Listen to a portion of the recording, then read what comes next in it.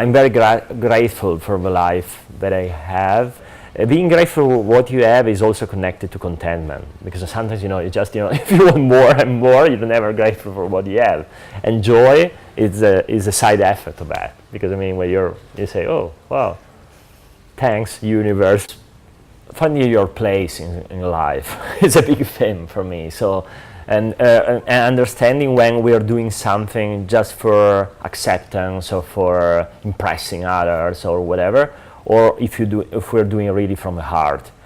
I really think that is important to try to reconnect with the heart and understand what it really resonates to you, and what is, what makes you find your place, your sweet spot, like in this world, and where you really feel like, here I am. When I started taking photos of so many yoga practitioners, it's just because I started doing yoga like few years before. I said, okay, I can take photos. I want everybody to do yoga in the world because it's so amazing. So, so it was like something, I had to do this for sharing my passion. Things compared to 7 years ago when I started changed. Is it still needed to photograph someone doing a fancy posture or whatever? But I mean, no, maybe no, not much. But we can. It's more interesting because we can say, okay, let's try to see what it really means.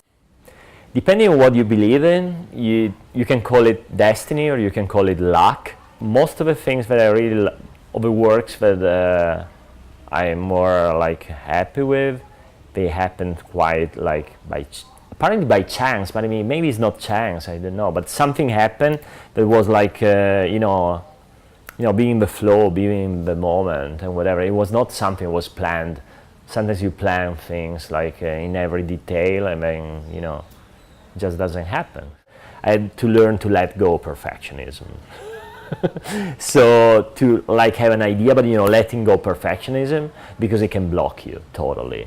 Eventually, the person that you have to satisfy is yourself, and what I notice is that when you're really happy on what you're doing, then your client will be happy as well. Even if we are so digital, when I see something like real, like printed, it could be on a canvas, it could be like an outdoor poster, it could be like on a magazine or whatever, but I feel, it's a piece, it's something. It has substance. Yeah, it's substance. Isn't it that social media is like inherent dissatisfaction, scrolling, always searching, looking for something? It's just so fast. Yeah. But sometimes, I say, it's barely will be exists. forgotten like in a few hours, a few minutes probably. So how do you create something that lasts?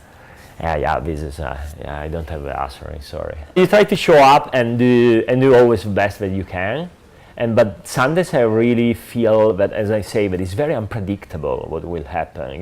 What I'm saying is that as a professional, I think, especially if you aim to work with clients, you always have to deliver something that has high standards, of quality. But then what really will make a work different, from the rest? This is still mysterious. I try to capture, and and for me it makes the difference, whatever, from one picture to another. I really like the raw beauty. The rawness to be in the field of having not all that equipment sometimes, and I'm making these powerful portraits is really something that I aim to be able to do one day.